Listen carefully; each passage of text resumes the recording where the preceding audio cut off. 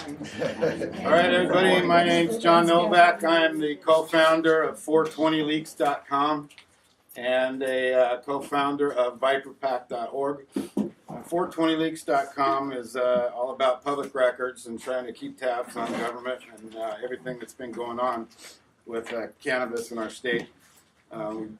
We've been sending record requests into not only the Liquor Control Board, but the Department of Health, Department of Revenue, a lot of different local cities, some counties, and we take all the information that we get and put it up online so everybody can get a look and see what's going on. We found that what you hear in the press and what you see in the papers is usually not what is actually going on behind the scenes. So using the public records is one of the best avenues to really get a good idea of what is actually going on, why people are passing laws the way they're passing them. And the process also has the added benefit of helping to keep our public officials a little bit more in line. The more that we can keep our government transparent, the greater that we feel that our liberties will be protected. Amen. So my job up here today is to give a brief overview of the laws on cannabis over the years and where we are basically at now. Drug war really began not so much in the 70s. We can trace it back as far as about 1916 is when the first international treaties started getting signed.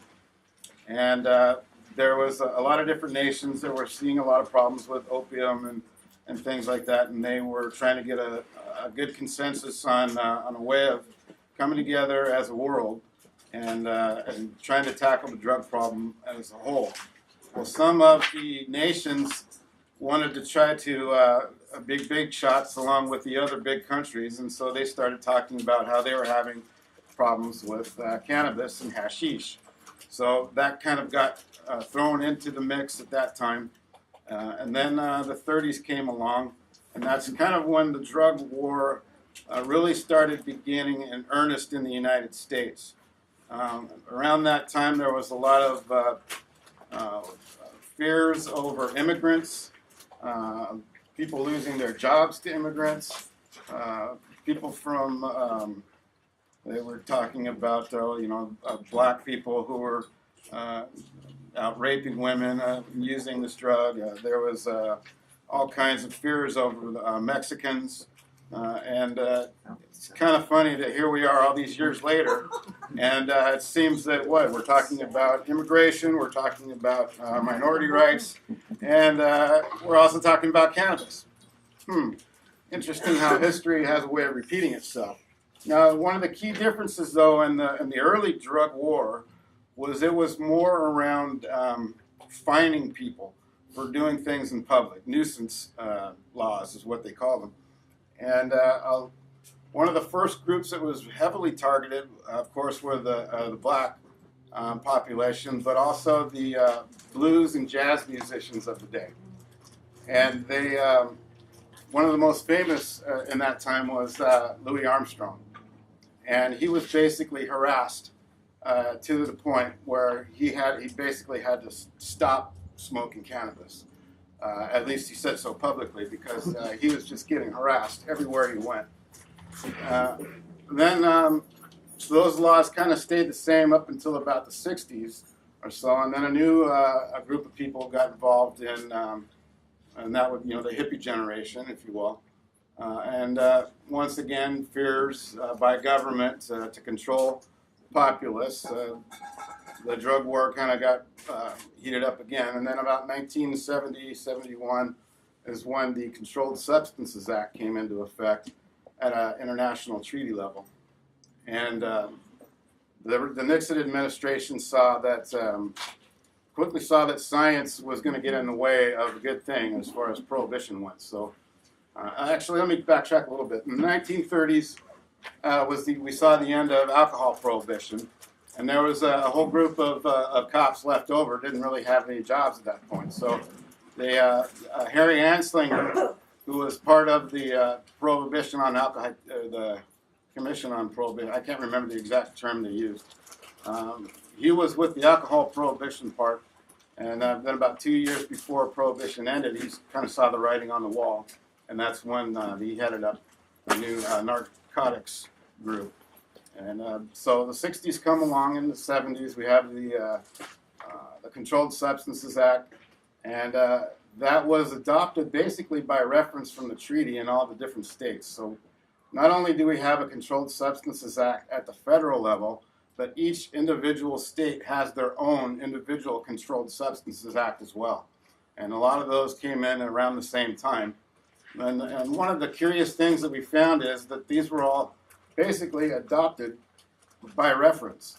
There was really no public discourse on them, no public hearings, not a lot of information when we actually tried to get it through public records. Department of Health wasn't even in existence at that point. They told us to go over to the archivists, and that's basically they told us there's really not a whole lot of information here. It was pretty much just adopted by reference. Now, as far as medical cannabis goes, you can trace the history of medical cannabis as far back as 5000 BC, if not before. But it really was around 77, 78 when I believe a man who had, it was either AIDS, I can't remember his exact disease, but he filed a lawsuit against the federal government, which he won. It was over possession charges, I believe.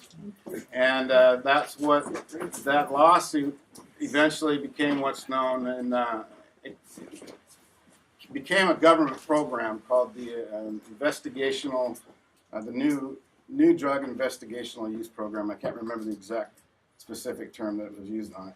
But that allowed for a small scientific-based medical study on certain patients that they were allowed to use cannabis that was actually grown by the U.S. government and passed out, and you can see pictures on them on the web. Tin cans about this big, filled with joints, and these patients would get these joints, about every 2 to 3 weeks, depending on their condition. Now, while that was going on at the federal level, here in Washington State, there was also another lawsuit going on by a patient, and he won that one, and that became what's called the Controlled Substances Therapeutic Research Act. And that's still in law right now. And from what I'm told, there was maybe about 400 or so patients originally signed up under that one, but they quickly lost funding, and the program was eventually shut down. And that was about 1980 or so. So up until from then, there was really no good protections at all for medical cannabis patients. Science wasn't being done. And then came the big initiative that was passed out of California in 1996. I can't remember the exact number of the initiative. And 2 years later, we passed our first one here in Washington State. And that became RCW 69.51A. So it became actually an extension of that early Controlled Substances Research Act, but disconnected with that letter A on the end. And at the time, we were set up in a way where there were specific conditions that were allowed people to use cannabis, but the problem was it only gave what's called an affirmative defense. And an affirmative defense means basically I am committing a crime, but there are reasons around it to why I had to commit the crime in order to prevent a greater harm from taking effect. Similar in the ways to if you were to have to go onto somebody's property in order to save somebody, like a child, from drowning in their pool. Well, you're trespassing on the property, but you're preventing a greater harm from happening by trying to save the child. So you would, the charges of trespassing could be, an affirmative defense could be brought in showing was trying to prevent a greater harm from happening.